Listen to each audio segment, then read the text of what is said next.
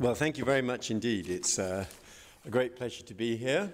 I'm sorry about the uncertainties about exactly as when I would arrive. We agreed the traffic in London is as bad as in Cairo. So I'm sorry about that. But anyway, it's great to be here.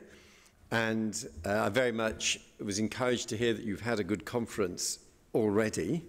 And it is wonderful that last year's conference, I think in Qatar, generated such interest and was so well received that this year's conference has been expanded to include all the Gulf Cooperation Council member countries, and that you've been meeting here in London, where of course you're all very welcome.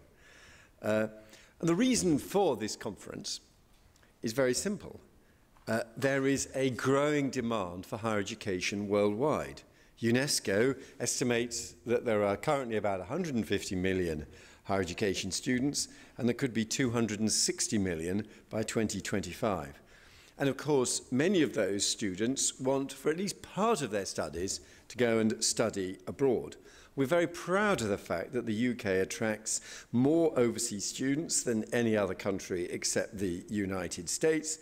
And of course, overseas students are very welcome here. There is no limit on the number of legitimate overseas students coming to study at a British university.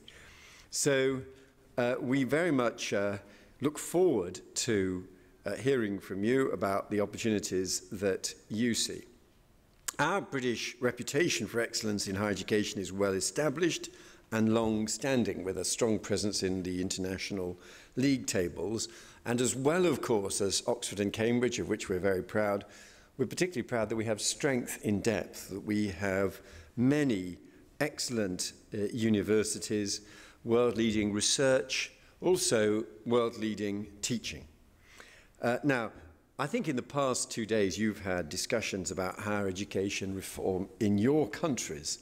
And I know better than most how difficult this can be. We can compare notes on higher education reform. It's a conversation I have around at European Council meetings and more widely. But the reason for reform is very simple: to meet the challenge of educating an increasing number of young people who want the opportunity of going to higher education, and to finance that fairly and progressively.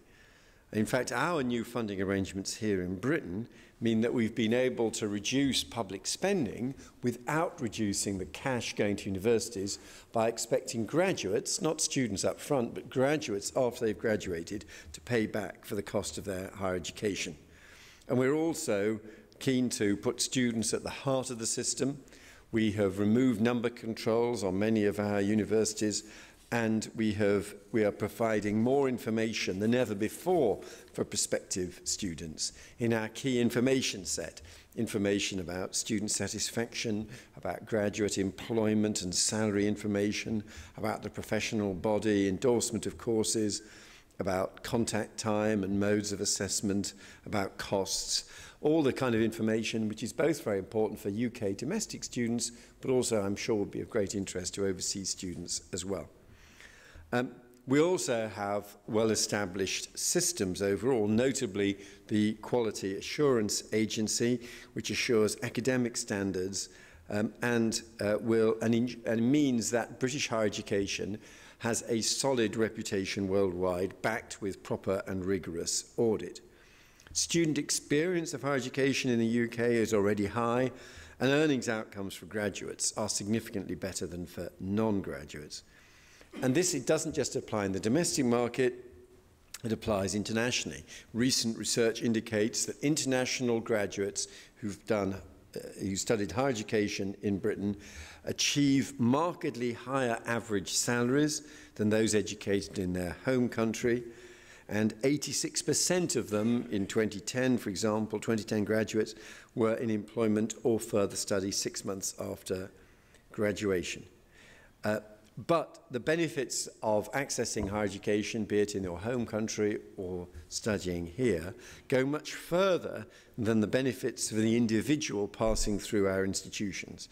Raising the level of education and skills is fundamental to economic growth and prosperity, and it's a driver of growth here in Britain, just as it is, I'm sure, across the Gulf. I personally have appreciated the opportunity of discussing these issues when I travel abroad, often with Joanna Newman, who does an excellent job of heading the UUK's international office, and often also alongside the British Council. I've been to discuss higher education issues and talk about opportunities for collaboration in China, in India, in Brazil, in Saudi Arabia, in Turkey, in the Kurdistan region of Iraq, Malaysia, Indonesia. There is a lot of international interest in what we do. During my visit to Saudi Arabia last November, I had the opportunity to see firsthand the amazing progress and the prospects for further expansion in higher education there. I met many of the key players in Saudi Arabian higher education, including the Minister of Higher Education, Al Angari, and his senior team, the President of the King Abdullah City of Science and Technology, and the Governor of the Technical and Vocational Training Corporation. And I was very impressed by my tour of the King Saud University, which gave a striking picture of its ambitious development plans. And I know that the female members of my delegation, including Dr. Newman, toured the new campus of Princess Noura University for women students, where a lot of exciting developments are happening in women's education. And after my visit to Saudi Arabia, where there was a particular reference to vocational skills education, we followed up with my friend and colleague John Hayes, the Minister for Further Education, Skills and Lifelong Learning, who has just returned from a visit to Saudi Arabia and the Emirates, which I know he greatly enjoyed. So there is a lot going on. We have, of course, in Britain, alongside the strength of our individual student experience, we're also very proud of the science and research that we carry out, which I'll be very happy to talk further about in questions, but I want to leave time for you to answer, to put questions, to give me an opportunity to respond to any particular points you have. But let me just say that we also, as well as these opportunities for individuals to study, as well as the strength of our research and development, we do understand there is a lot that Britain and the Gulf states can do from working together in all areas of education and research. And we're very keen to foster genuine partnership, student exchange, system-to-system exchanges of ideas. And one of the challenges I've set for our higher education sector is, as well as thinking in terms of encouraging individual students to come to Britain or offering individual opportunities for people to study abroad for an external degree, we should also look at the overall package which makes British higher education so strong. The design and construction of universities and colleges, which can be an important service for countries thinking of building new universities in their home state. Mobilising finance, where London, as one of the world's international financial centres, is a great place for raising finance to pay for higher education expansion. Curriculum development, the accreditation of qualifications, quality assurance, where the QAA stands ready to help, continuing professional development, shared programmes of DPhil or other postgraduate study.